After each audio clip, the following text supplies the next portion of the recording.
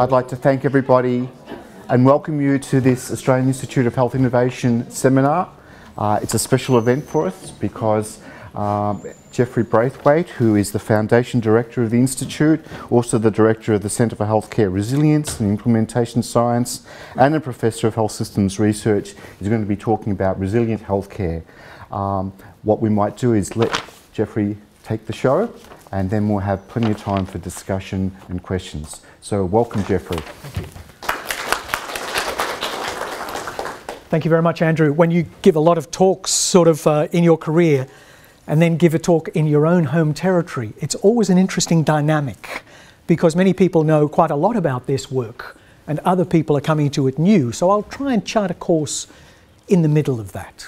And this really rests on work where we have been trying to describe characteristics of how healthcare works.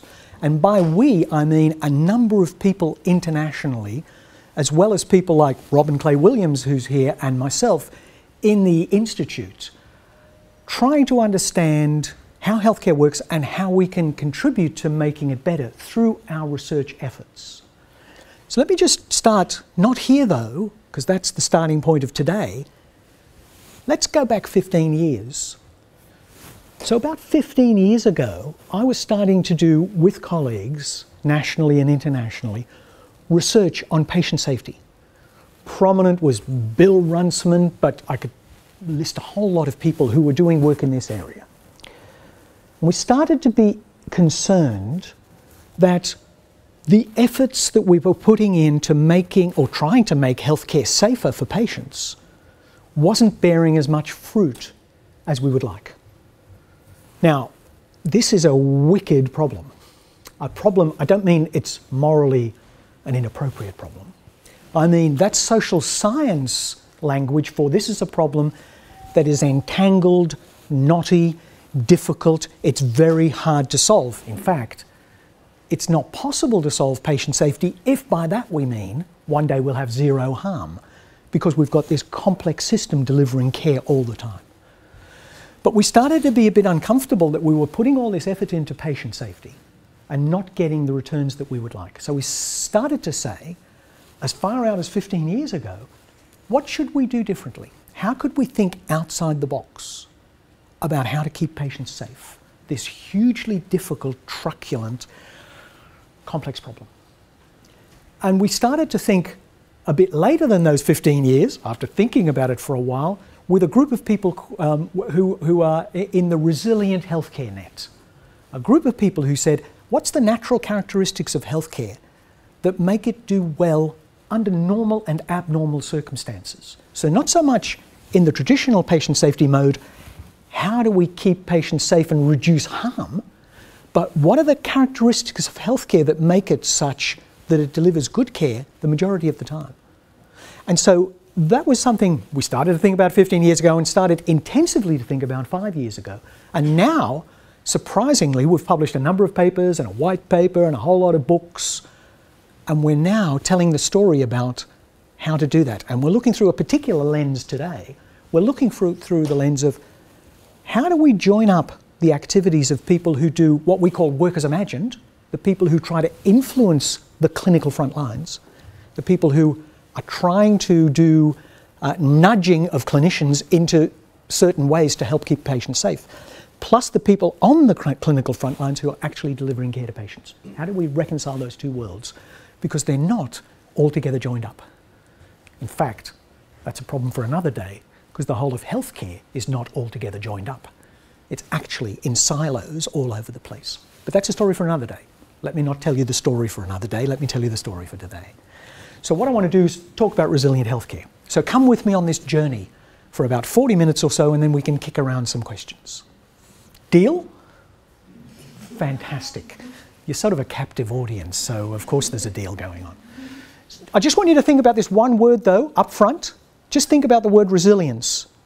And if I say that word, almost a word association test, if I say the word resilience, what do you think of? You don't have to give me an answer just yet. Just have your mind whirring as we go through the talk. As you know, for the benefit of anybody externally who's seeing this, We're the Australian Institute of Health Innovation. We're in 3 centres. There's Centre for Healthcare Resilience and Implementation Science, Centre for Healthcare Safety and Systems Research, that's Joanna Westbrook, and Centre for Health Informatics, Enrico Coera. We're the 3 directors who kind of run the centres that are the Institute. That's the 3 of us, and we each have a role, but we try and integrate our capacities to have a big research capability on health systems research. There's a picture of some of the people in the Institute, just so you realise that we are really, really real people. And we have a mission. And our mission, if you just cut through all the words, is really to try and do research in translation. I like to say, and some of you have heard me say this, we don't splice genes or cure cancer, we do something much more complex than that. We try and figure out how the health system works and how it can benefit from research in improving the delivery of care to patients. So we don't splice genes up in the lab, remote from the clinical coalface. And my own centre is interested in an aspect of that, which is how do you deal with policy, culture, systems, governance and leadership in this complex system? How do you research that, understand it, and help people who are delivering care? Okay, enough about that. I want to start with one of my favourite people.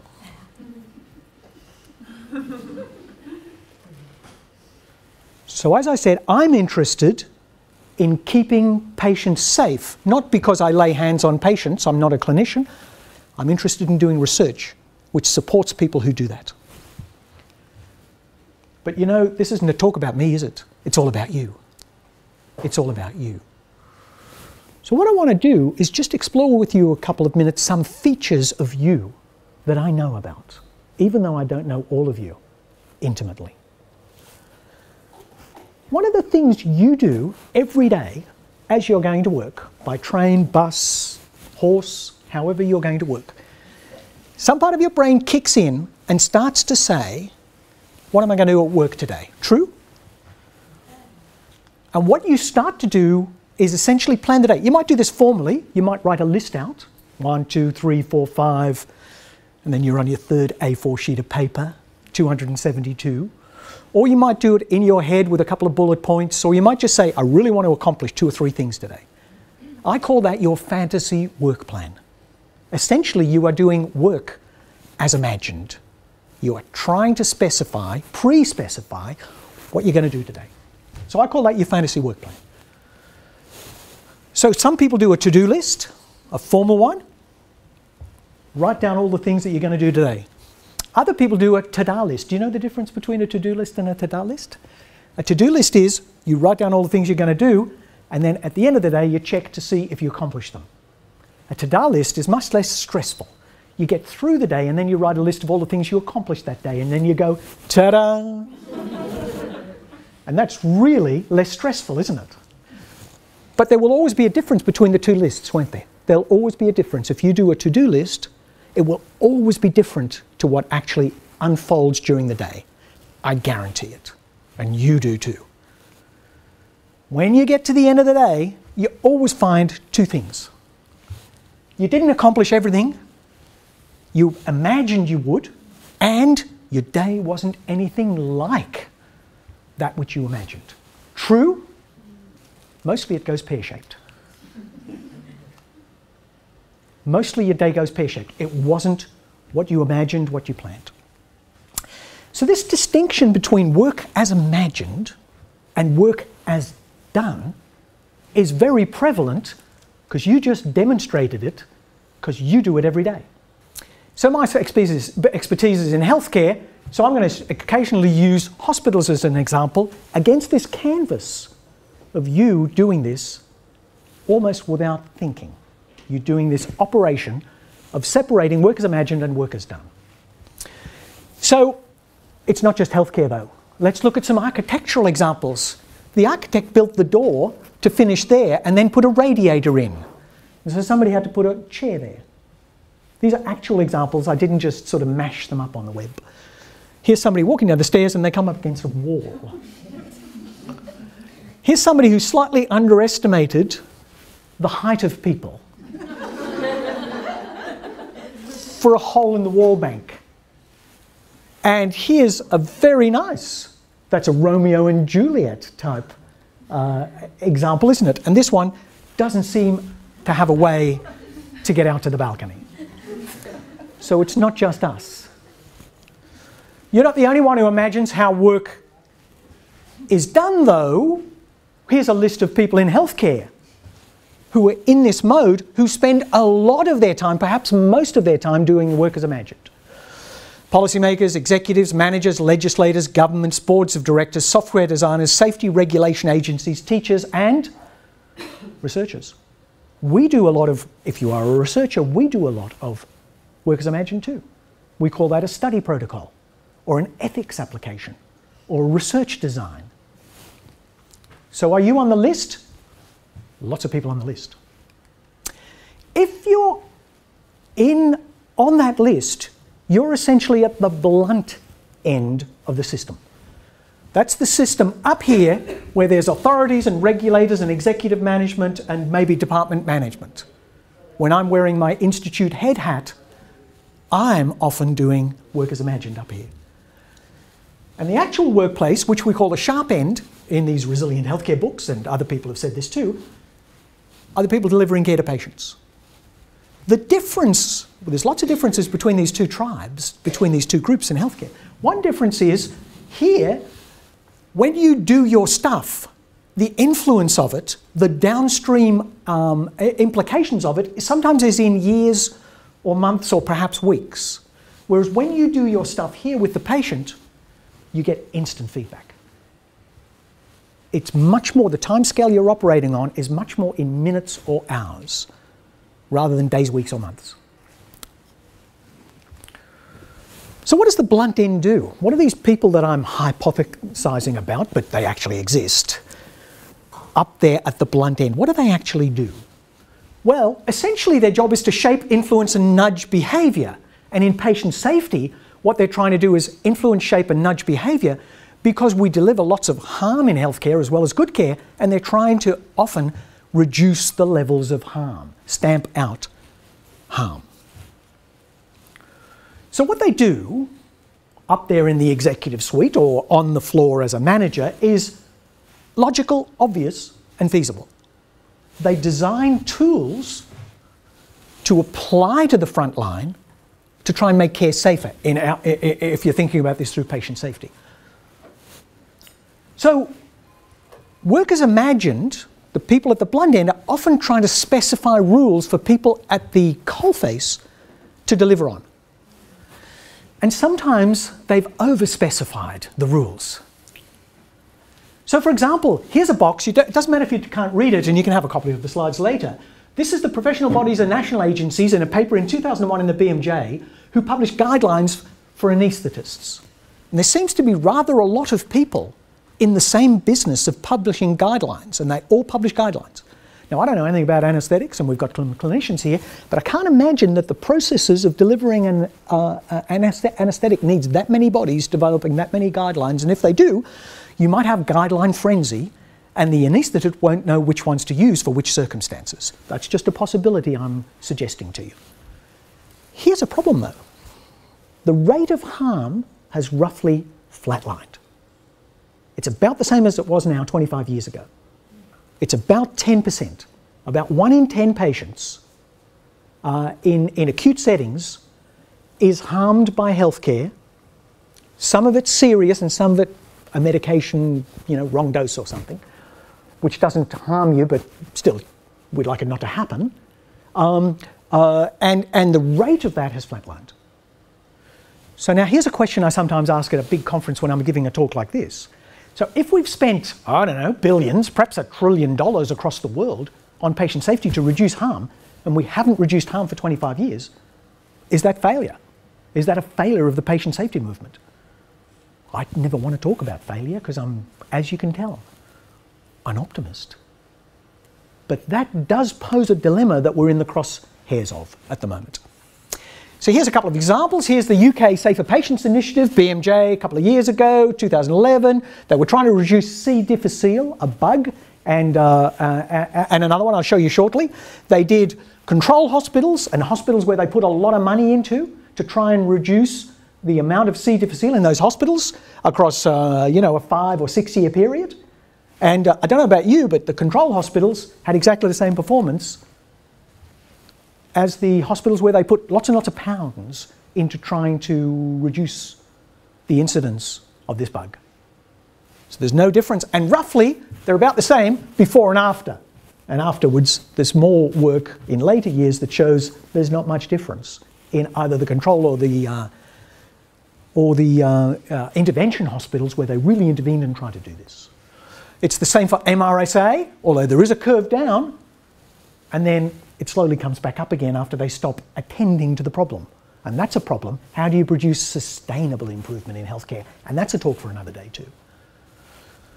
Here's another example in North Carolina, New England Journal of Medicine, Landrigan and colleagues, 2010, where they looked at trying to reduce adverse event rates across 6 years. And I don't know about you, but it looks about the same at the start of the period to the end of the period.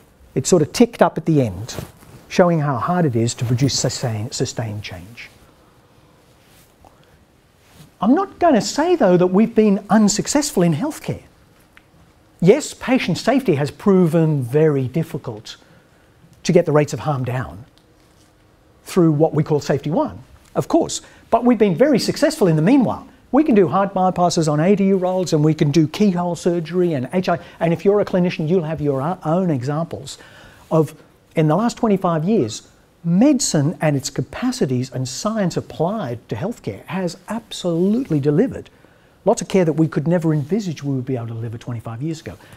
And I see Brett Gardner in the audience, and he's worked in teaching hospitals where he's experienced this personally. However, I'm just saying, even though the medical miracles sort of has accelerated, the rate of harm has flatlined across that time. So we've still got a problem, if you agree with my logic so far. So the rates of harm haven't reduced far enough. But meanwhile, something interesting is happening in the health system. While we do all this work as imagined and research and try and influence the front lines where the clinical people do their care, work is getting done and patients are being cared for, albeit with a 10% harm rate. Work is getting done despite often all the rules and policies and prescriptions and mandates that we've put in place when we were doing work as imagined. So one way people do that is they do workarounds. They work around all the rules and the policies and the prescriptions. Here's an example. Here's a glove over a smoke alarm. Somebody's put it there because the smoke alarm kept going off because the nebulizers in patient rooms. Here's a leg strap holding up an IV to a pole as the holding clasp had broken and maintenance hadn't arrived. And here's people using plastic stuff because they didn't have any gumboots or Wellingtons if you're in the UK. So these are sort of visual examples, but if you're a clinician, you know people are doing workarounds all the time. If you see a computer screen, people often have post-it stickers all around it. I'm sure they don't do that in the Australian Institute of Health Innovation. But they're not using the lists that are provided in the software program. They're doing workarounds. And everybody does it. It's ubiquitous. It's part of human nature. Here's another study from my very good colleagues in the Centre for Health Systems and Safety Research, Professor Westbrook et al. 6 years ago in Quality and Safety in Healthcare. They looked at doctors in the emergency department. What they noticed was when they studied doctors in the emergency department, the doctors were interrupted 6.6 times per hour. Don't know about you, but it seems a bit on the high side. They were interrupted in 11% of all tasks, and they multitasked for 12.8% of the time. That's, of course, the female emergency doctors, because, as we know, males, like our chair over here, can't multitask as well, or perhaps at all. They also found that they spent, on average, 1 minute 26 seconds per task. When interrupted, they spent more time on the task they were doing compared to people who weren't interrupted. And here's the kicker. Imagine if you're in a trolley in an emergency department and someone comes to see you and starts to do a task or a procedure. They failed to return to approximately 18.5% of the tasks they were interrupted from. Now, I'm not sure how comfortable you feel on your trolley in the emergency department And there's a 1 in 5 chance that what they're doing now, if interrupted, is something they're not going to come back and finish. Now, I'm being slightly melodramatic because, of course, somebody must come back and finish it. Otherwise, you might be in danger. However, the point is this study is really good at explaining that work that goes on at the clinical coalface is not the same as that which is enshrined in the policy document, which always looks really cool and pristine and like work is easy. And work is never easy. So workers imagine folks, some of them, have often taken a kind of linear view of the world. I will issue a policy, it will get taken up by the people on the front line. Departments of health around the world, I won't talk about New South Wales because we're in my home state, and I'm not here to, sort of be controversial, but ministries and departments around the world often think that's the case. They issue a policy and then say, okay, well, that's job complete, that'll get taken up on the front lines by the clinicians. Meanwhile, the clinicians are looking up through the hierarchy saying, that policy doesn't apply to me. Or I don't even know about it. I'll come to that. I'll come to that, whether people know about the policies that affect them on the front lines. So instead, you can't take a linear view of healthcare. And anybody who's a researcher or a clinician knows this. Anybody who's even in the blunt end knows this. Instead, healthcare is, to use the technical language, a complex adaptive system. It's delivered by the people on the front line who flex and adjust to circumstances and do workarounds, and it doesn't look much like the way people prescribe it up the line. So downstream behaviours are different from upstream behaviours as imagined. You know that because that list that I referred to, that you create, either by jotting down notes or in your head before you start a shift, is different from the way the shift ends up at the end of the day. So this is ubiquitous. This is ubiquitous.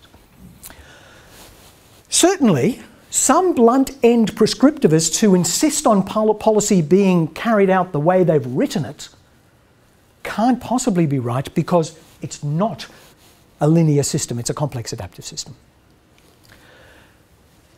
So let me just change the pace slightly.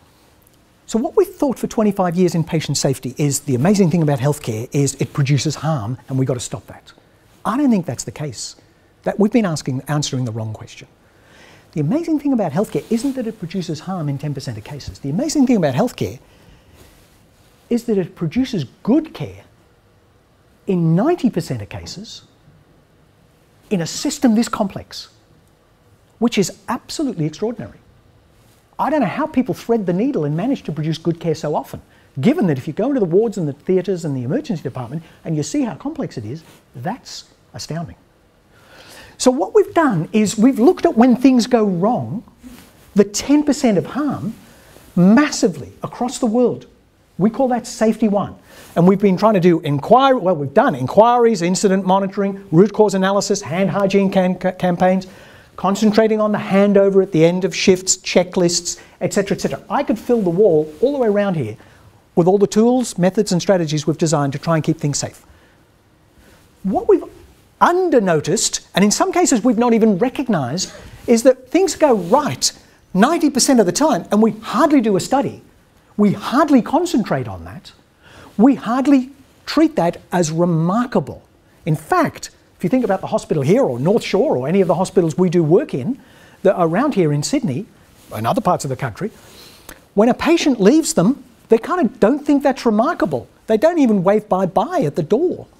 The patient just goes out and somehow gets discharged, and then the hospital says, we've satisfied our, we don't have any more responsibility. As an aside, we should, because there's 600,000 people working in healthcare, and we should have collective responsibility for the entire patient journey across their lifespan, but that's a different story. The point is we've under-recognised or even ignored and neglected the fact that things go right most of the time.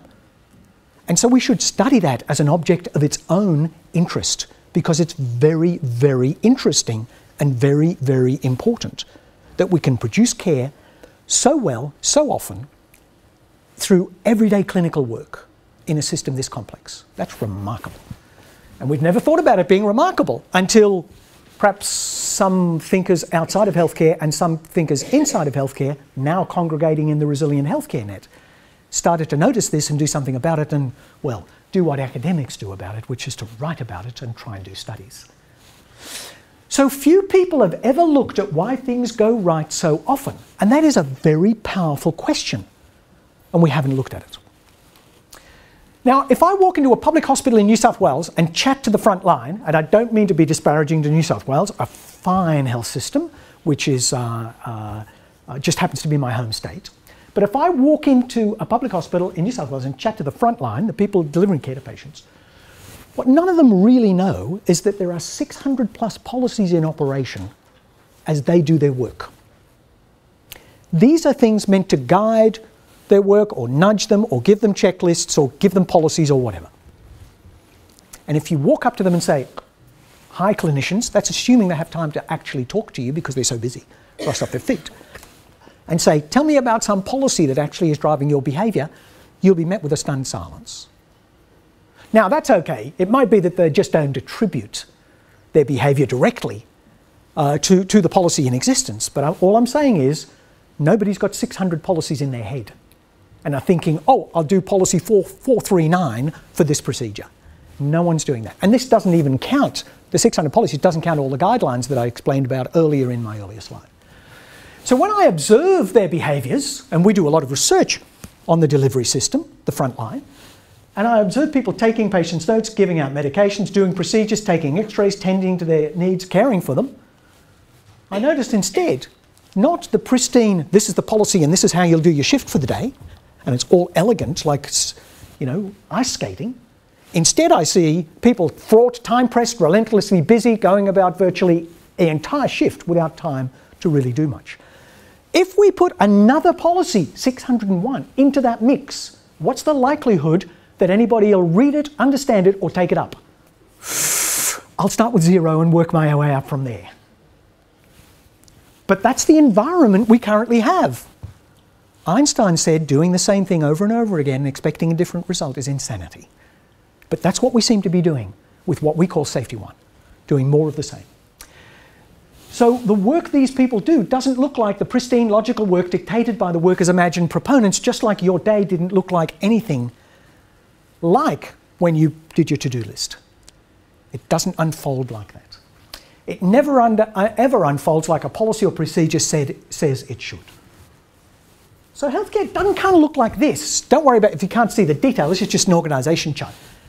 It's sort of got the CEO and the middle-level people and then the sort of people in charge of services and then the people on the front line who deliver care. Healthcare doesn't really look like that, although that's often the model we have in our head about the way things work. It really looks like this, and Robin and I use this sort of diagram just to illustrate. It's got lots of behavioural interactions and accidental consultations and tea room chats and, well, the stuff in the ED where people are interrupted all the time. By the way, that's not the whole health system. That's not a representation of the whole health system. That's only an emergency department. How complex is the whole health system? Very, very complex. So it doesn't make sense just to introduce more policies and rules and regulations into such a system. Therefore, the only real solution, if you think about it hard enough, and we've thought about it hard enough, the only real solution is to try and reconcile work as imagined and work as done. To have a closer understanding of the people who I'm a bit pejoratively describing as at the blunt end, with those people at the front end. The only real solution is to have more reconciliation. And therefore, that's the title of our most recent book that hasn't yet come out. And of course you'll buy, because we could do with the royalties and we want to retire one day. No, no, no, no, no. And it's called Reconciling Work as Imagined and Work as Done, because we think that's a very powerful and useful thing to put some effort into. I won't say we've cracked that problem, because we're dealing with a complex adaptive system, but we're starting to address that very problem. So our system where the work as imagined, policies, regulations, standards, etc., are much closer to an understanding of how work is actually done in the way I've described here, would be no bad thing. So you're going to ask a question. I know Andrew is, as the chair, he's going to pounce on me and say, okay, I hope he says, quite nice talk, Jeffrey. But then he's going to say, well, how are you going to do this? Because you're advocating this sort of strategy. So just to head him off at the pass, so he doesn't ask me an embarrassing question, which he's dying to do. You can see he's pent up like a panther, ready to pounce on me. How do do we reconcile work as imagined with work as done? How do we actually start to do that? Because that's an interesting, tough problem. So here's a couple of ideas. I don't pretend that we've got the whole answer, even though we've written a whole book on it. Even though we've written a whole book on it, edited all these chapters from all these luminaries who are fantastic at thinking about resilient healthcare. One is, maybe we need to create a more frugal regulatory environment. That's posh academic language, isn't it? For saying maybe we should have less rules, not more. Fewer policies, not as many as we have. Another one is, maybe we should impose a rule. And here I'm going against my own argument. I'm saying impose less rules, and now I'm going to say let's impose a rule. Let's impose a new rule that any policy, rule or regulation that we choose to try and implement must be eliminated before any other policy, rule or regulation is introduced. So there's no further proliferation of all these rules and regulations. That might be something we could do. Here's another idea. You would emphasize, if you're in an organization, this if you want to lay blame, and you'd emphasize this if you want to get work done. Maybe we should concentrate much more on how work really gets done and support the people on the front line, more than perhaps we do. Because you know what, if you're a clinician on the front line, one of the things you know in the last 25 years is this. They keep talking to me about a no-blame system. But if I stuff up badly, they're going to come after me. I know that. They're going to do a root cause analysis on me, or have an inquiry, or move on me. Even if it was accidental, they're going to still have a lot to say about how that happened, if it's major enough. And that's no system to work in. We've told mixed messages to clinicians. Yes, we run a no-blaming system. However, if things go wrong, we're coming. That's, at the very least, a mixed message. So maybe we should concentrate much more on this, rather than writing policies up the line in ministries for health. So is reconciliation, reconciling work as imagined, work as done, is that the responsibility of the blunt end people or the sharp end people? I'm heading off Andrew's next most embarrassing question he would ask me before he does. So you know the answer to that, it's both. So a message to blunt end people from this talk is, learn how work actually works really well. This goes for legislators and people who write law too. And architects, to give my architectural example. A message to sharp end people, work much more closely with work as imagined people. They have a legitimate function. What they do is feasible and valid. They also have the resources if you're a clinician on the front line. That's who supplies the resources for you to do your work. So have a much more conducive relationship, because we know in some hospitals, perhaps many, there's an ongoing war between the clinicians on the front line and the people in the executive suite. And that can't be good for patient care. And one of the things I've noticed about you is you're aging. Not just because I've talked to you for all this length of time and you feel like you're aging. You're going to need more and more care the older you get. So you don't want to go and get care in a warring hospital where the clinicians and the leaders and the managers are at war with each other. You want one that's more integrated. Is that not true? Certainly that's the one I want to go to. So what's the bottom line? What's the bottom line? Well, let's return to you. Let me give you some sage, or maybe you'll say not such sage, advice. In life, in marriage, in affairs of the heart, in friendships, in international relations, and in working environments, it's always better to engage with your partner than not. And if I've saved your marriage through this talk on patient safety, that's not a bad deal either. So thank you very much for listening. And just in closing, here's some recent books from me and the team. Culture and Climate in Healthcare Organisations, Resilient Healthcare, Resilient Healthcare, The Resilience of Everyday Clinical Work, our second volume. Healthcare Reform, Quality and Safety. These are all books that we're working on with colleagues. And there's some more on the way. Reconciling Work as Imagined and Work as Done. You heard this talk, but that book has not been published yet. It's in press and will be published later this year. Living and Navigating in the Anthropocene. Successful Healthcare, The Experience of 60 Countries. And Counterintuitivity, How Your Brain Defies Logic. These are all books I'm working on or working with others on. So stay tuned. If you ever run out of reading material, I'm your man to solve that problem for you. So thank you very much.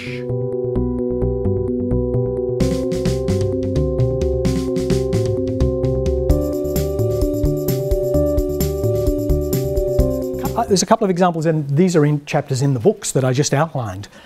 One is there's a fantastic example in Canada where there was a big everybody got drunk in Canada because there was a big ice hockey game, and the Canadians lost to the Americans.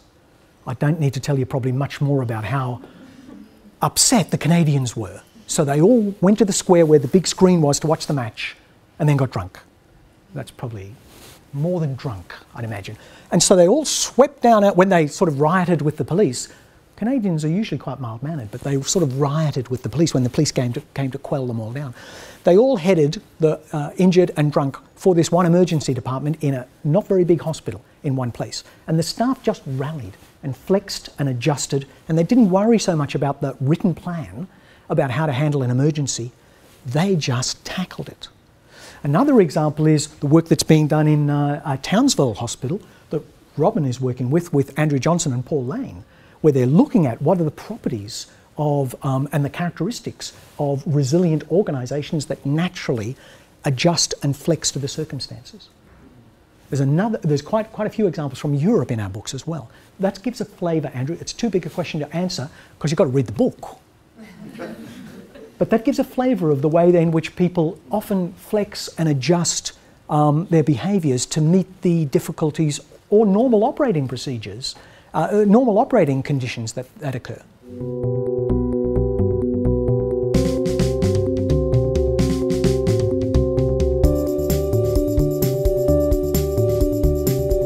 I'm a researcher and therefore I'm apolitical, Adam.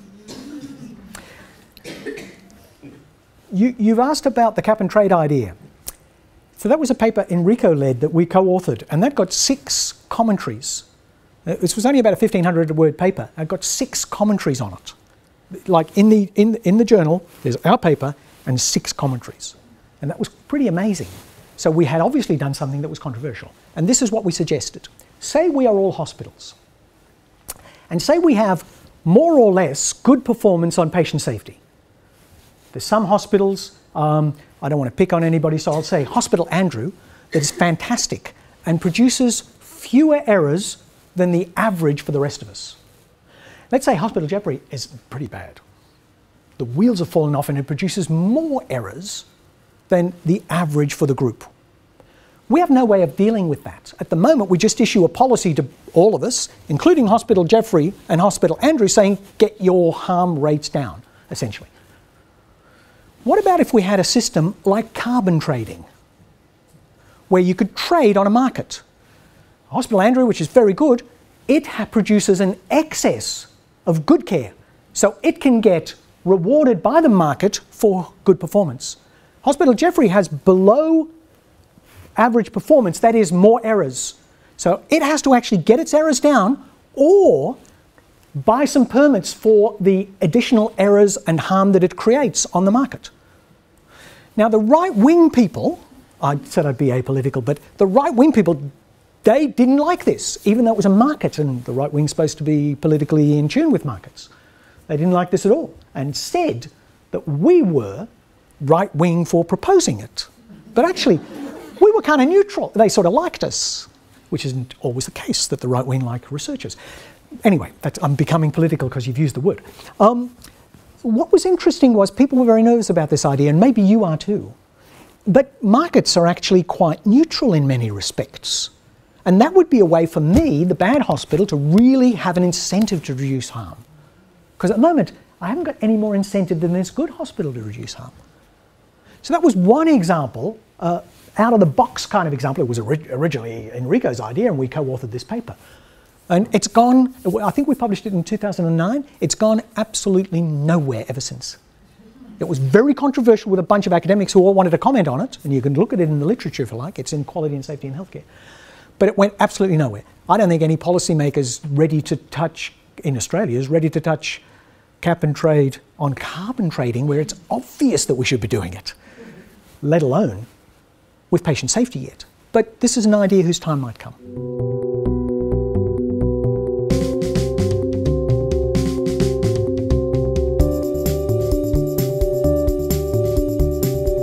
In fact, that's a difficulty we had when we agonised about to name the institute the Australian Institute of Health Innovation, Because in many respects, I don't know if healthcare is looking for lots and lots of innovation. It's just looking for solutions to absolutely difficult problems. So maybe we should be the Australian Institute of Solutions for Absolutely Difficult Problems. But I don't know. It's challenging. It's challenging.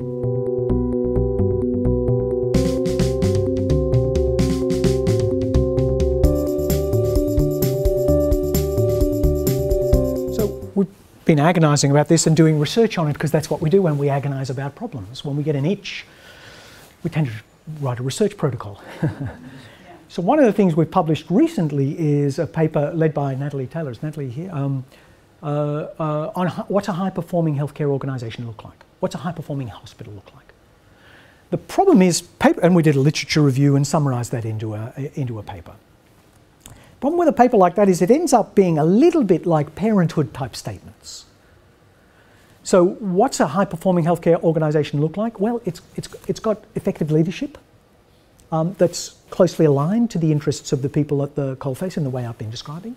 It's got a productive sort of culture, not one where it's toxic and people are warring against each other. It's got sort of a vision for the future and it really believes it, rather than the one where you just get a coffee cup with the 3 sort of vision statements and you're meant to agree with them. It's one that's enacted from the workforce rather than imposed by a committee. It has more effective teamwork.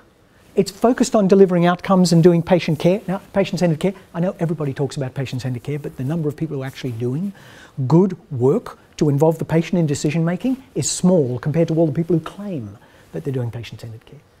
So it actually does the stuff that we probably know we should be doing more of and summarises those into a paper. And that paper's getting cited a lot. The other thing is what we do is we try and do translational research. Our own personal contribution is we try to do research which is in partnership with people. So not just sitting in our office doing the odd study, raiding the health system for data, coming back and writing a paper and saying job done. So we try much more to do studies like the kind we're doing in our centre and the Institute generally, which is to involve and enjoin our skills with those of the skills of the people in the workforce. There's 600,000 people in Australia alone in healthcare. So it's a never-ending job. But I guess that's, I don't know whether I'm completely answering your question, but that's our approach.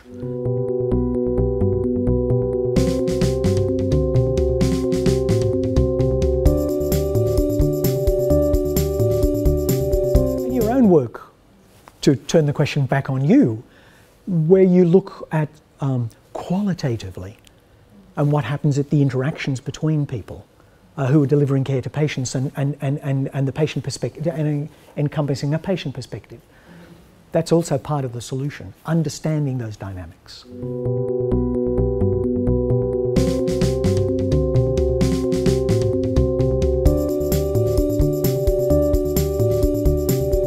So, you know, in earlier, and this is sort of answering a couple of the questions that Robin's helping me with, in earlier work, this is almost a couple of decades ago, we had a look at soft systems methodology.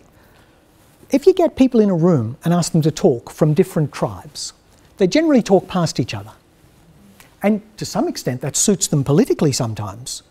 You know, you don't want to be accountable to the other group.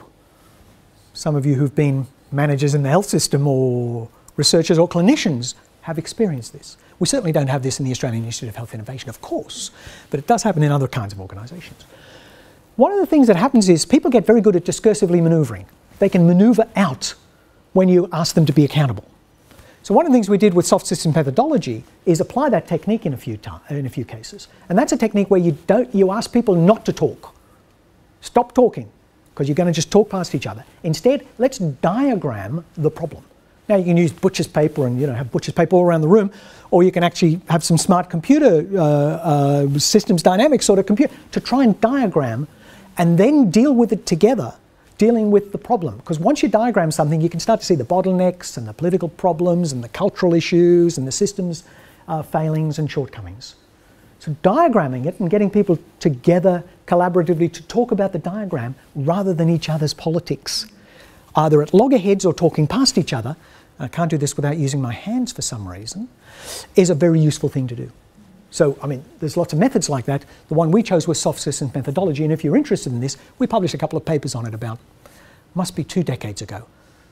I was only 14.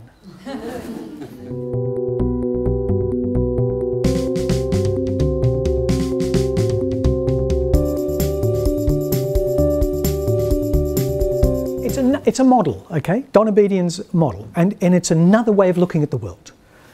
It's true to the extent that it is important in any organisation to kind of get the structure organised and suitable, fit for purpose. It's kind of important to get the processes sorted out, the systems, and it's kind of important to get a focus on the outcomes or the outputs, the deliverables of the organisation. That's an organisational model for all time. We're saying, though, in addition to Don Abedian's model, we really have to come to grips with the complexity of life, organisational life. And that's not fully described in a model like Don Abedian's or an organisation chart type model. So we're saying we're adding something else. Now we're making it harder. But there's no point in just applying linear solutions to a complex adaptive system if it's going to resist or ignore or not take up. So we can't keep doing, you know, we talk about futile care. Should we be delivering care to people who are too old? We actually have a futile thing going on here where we're pouring more and more policies into a system that just can't, even if it wanted to, it can't cope with them. So Don Abedian's model is a way of looking at the world, but it's not complete.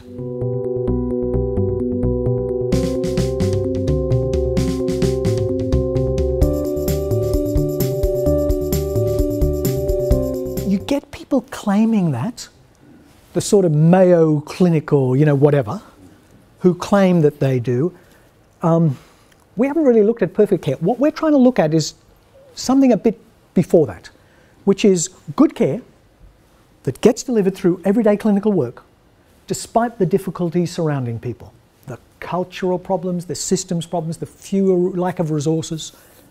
We're kind of interested in everyday clinical work rather than what might constitute perfect care. Because I'm going to show my biases here. I'm not totally convinced that exists. There's the positive deviance work. There is positive deviance work. Yeah, that's true.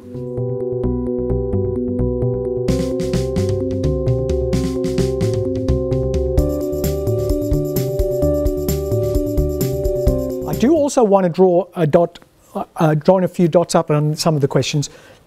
There's a couple of schools of thought. We're looking at resilient healthcare, where the system naturally adapts and adjusts, perhaps because of the policies, but often in spite of the policies.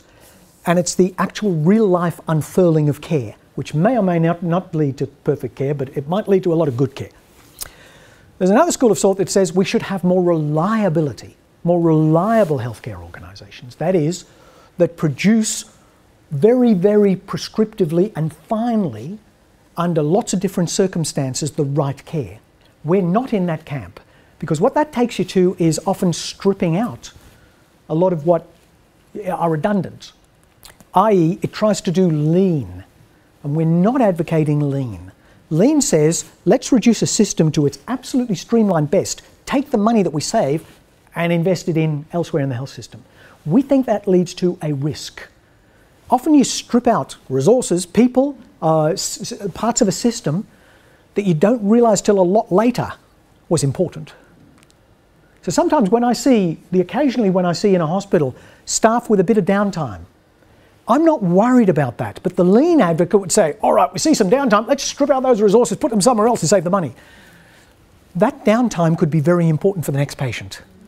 Now, sure, if people are lying on a hammock waiting for the next patient to come in for 6 hours, I want to do something about that.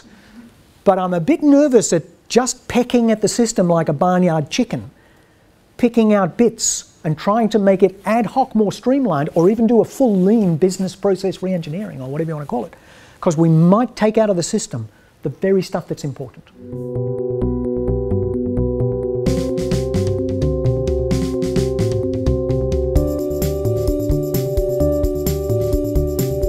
That's too general a question. You knew that. You were just... My reaction under most circumstances, if people at the blunt end have been clinicians or have worked actively in healthcare and understand clinical processes, and for that matter, clinical culture and clinical politics, they're going to perform better under most circumstances. But it's a question that it's hard to generalise, because We know some people have worked in blunt end positions who've had no background in health and done well. It's not usual though. You usually, in any set of circumstances in an organisation, you usually have to understand the processes. Even if it's so the troops on the front line think you know something about their life. Because people want to do that. They want to think that you have empathy for them. So in most circumstances, I'm saying, have blunt end people who have been working on the front line, or at the very least understand clinical processes.